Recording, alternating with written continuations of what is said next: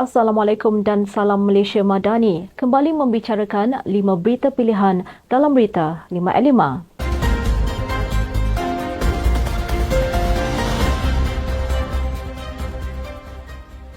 Pihak Polis Diraja Malaysia PDRM telah menerima 36 laporan polis terhadap isu penjualan stokin yang tertera tulisan kalimah Allah di kedai rangkaian sebenarnya KK Mart.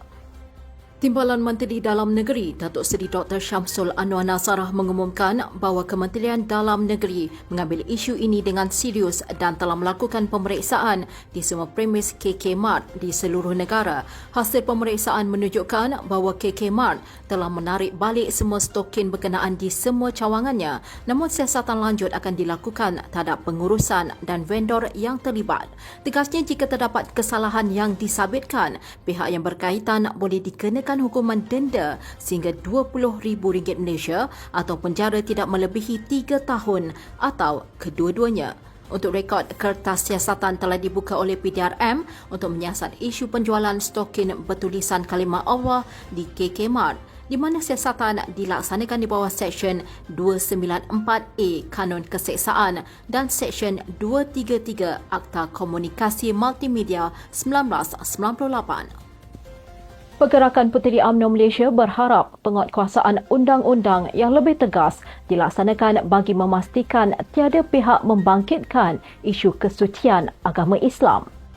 Ketuanya Datuk Nurul Amal Muhammad Fauzi berkata demikian sebagai memberi respon berkenaan isu penjualan stokin yang tertera kalimah Allah oleh kedai rangkaian Sebenarnya KK Supermart and Superstore Sendian Berhad.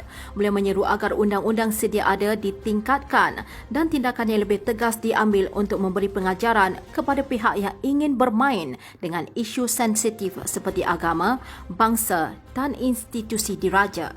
Sementara itu, Esko Pergerakan Pemuda UMNO Malaysia, Datuk Seri Faris Hazurin Ismail menegaskan bahawa isu stokin yang memaparkan kalimah Allah tidak boleh dianggap remeh sama sekali.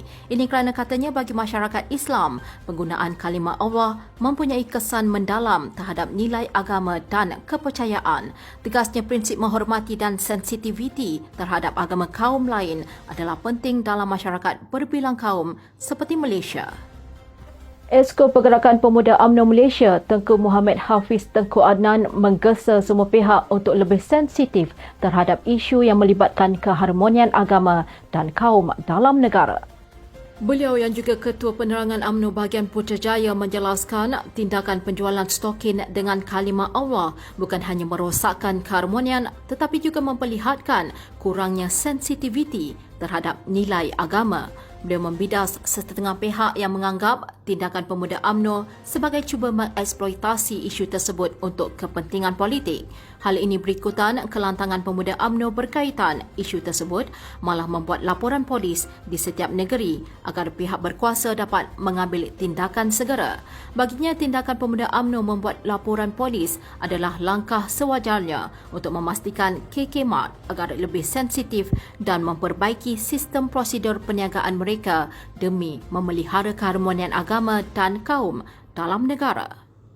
Pergerakan Pemuda UMNO Malaysia telah membuat 13 laporan polis terhadap kedai rangkaian Sebenarnya KK Supermart and Superstore Sendian Berhad KK Mart yang menjual stokin yang tertera kalimah Allah Subhanahu Wa Taala.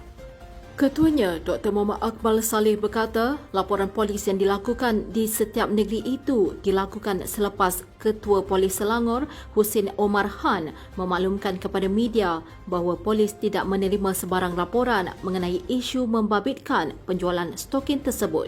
Berhubung perkara itu, beliau menyeru pengikutnya untuk memantau cawangan KK Mart di kawasan masing-masing dan berkongsi gambar jika ada permohonan maaf yang dipasang di kedai tersebut.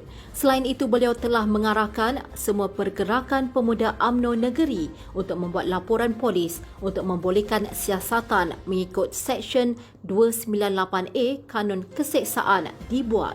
Terdahulu, sebuah akhbar melaporkan penjualan stokin yang mengandungi kalimah Allah di KK Mart Bandar Sunway Selangor telah menjadi perhatian ramai selepas gambar produk tersebut dimuat naik di media sosial sejak 13 Mac lalu, di mana KK Supermart telah menghentikan penjualan produk tersebut.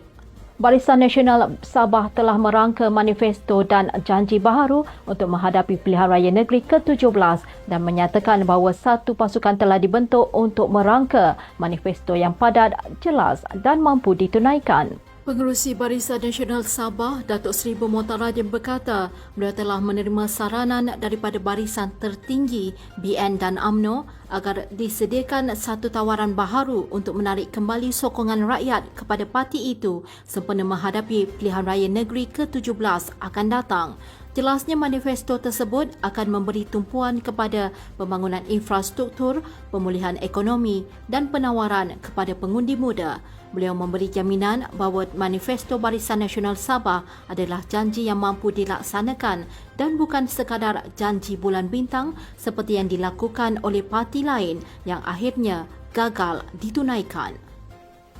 Sekian dari saya, Kaslinda Abdul Kadir. Jangan lupa temu janji kita Isnin hingga Jumaat jam 5 petang. 5 berita pilihan hanya di Berita 5 at 5. Assalamualaikum dan salam Malaysia Madani.